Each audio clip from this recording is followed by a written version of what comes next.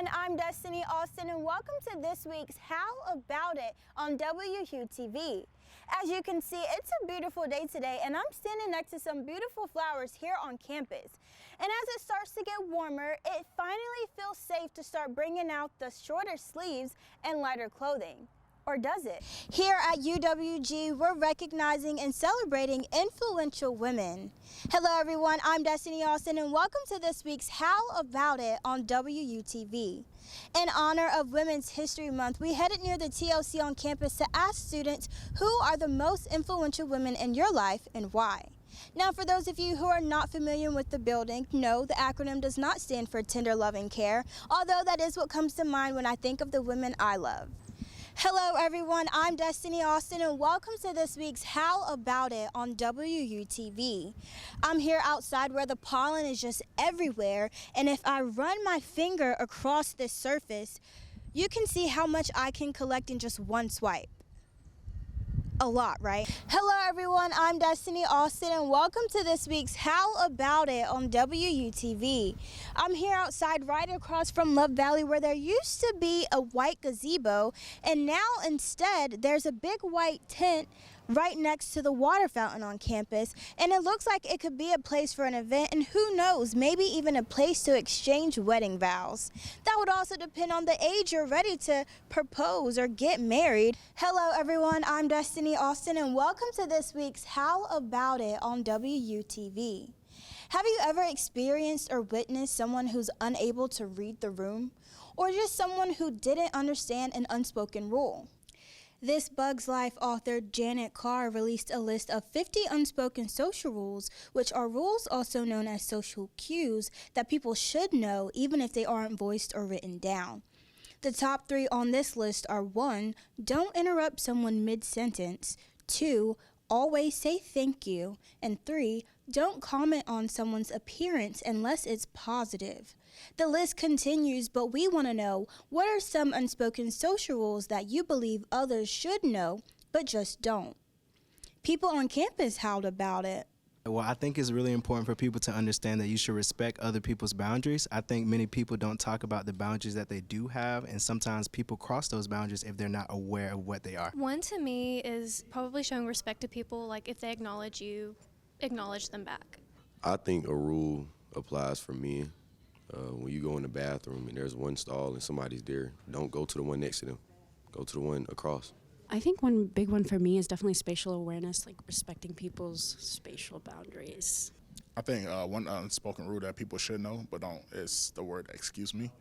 A lot of times you see people just in crowded areas or lines, or even when you're at the gas station trying to pay for something and they're so close behind you. So I think the word excuse me is definitely needed, should be known, and definitely should be utilized. We also asked online users to howl about some unspoken social rules that others should know but just don't.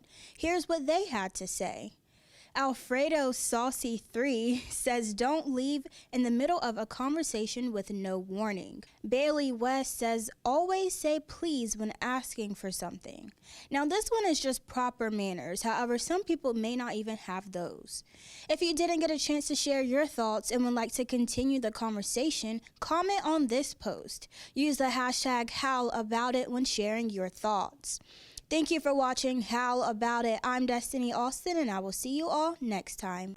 Hello everyone, I'm Destiny Austin and welcome to WUTV's Howl About It.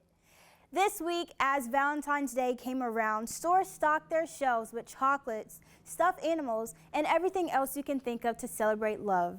We came across an interesting statistic from Capital One stating that nearly 30% of last year's Valentine's Day spending was on gifts for individuals other than significant others.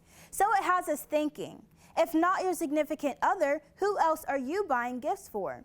To find out, we headed near the most fitting spot on campus, Love Valley, to ask students this very question. Well, I always buy a gift for my mom, and I also am doing a Galentine's with my friends this weekend. My little sister. Either my mom or my sister. My mom or my best friend. Buying it for my teammates. Shout out the track team. Just get them some flowers and stuff because they love us all around. So, yeah. My little sisters. My ex-girlfriend. If I'm being completely honest, I did not know how to respond to that last one, but who knows? This may be the perfect time to rekindle old flames and have a reason to spend. Earlier this week, we also took to social media to ask users the same question. If not your significant other, who else are you buying Valentine's Day gifts for? There were some common answers such as family and friends, so let's take a look at what people said. Mackenzie Simone says, my friends. I did hear a lot of Galentine, so I can definitely see that. Bella Goodwin says, my besties. Okay, not just friends, but besties. Best friend, okay, we have a singular best friend. My friends, common answer. Last one says, my best friend and sisters. So this one has some love going to friends and family. Didn't get a chance to share your response? Don't worry. Howl about it on our Instagram by commenting on our latest post. We'd love to hear your response and see who else you are buying Valentine's Day gifts for. And don't forget to follow us on all our social media accounts at UWGWUTV. Thanks for watching WUTV's Howl About It. I'm Destiny Austin, and I will see you all next time. Hello everyone, I'm Destiny Austin, and welcome to this week's Howl About It on WUTV. Last week, President Trump signed off on a fair and reciprocal plan. According to a White House fact sheet, the plan seeks to restore fairness in U.S. trade relationships and counter non-reciprocal trading arrangements. With this reciprocal tariff strategy, we visited the Richards College of Business to find out how much people on campus even know about tariffs and the impact of President Trump's plan on individuals. I am familiar with tariffs, right? And my feeling with tariffs is that it is just another form of tax to the end customers. But since I come from the entrepreneurship world, tariff has a huge implications whenever you are bringing in goods and services or even using some of the services that we use here in the U.S. So I'm not a big fan of tariff. Yeah, the term is a tax on imported goods. I know Trump's trying to do it for other countries. So whenever they try to import-export, it's a tax on them, but I'm pretty sure we'll end up paying more that way. I understand basically how tariffs control the exports and imports, basically the price ranges on what comes in and out of this country and other countries we are in relationship with. If I understand correctly, they are taxes on items that are being imported or possibly exported to other countries. Now that we know more about tariffs, let's see what online viewers had to say.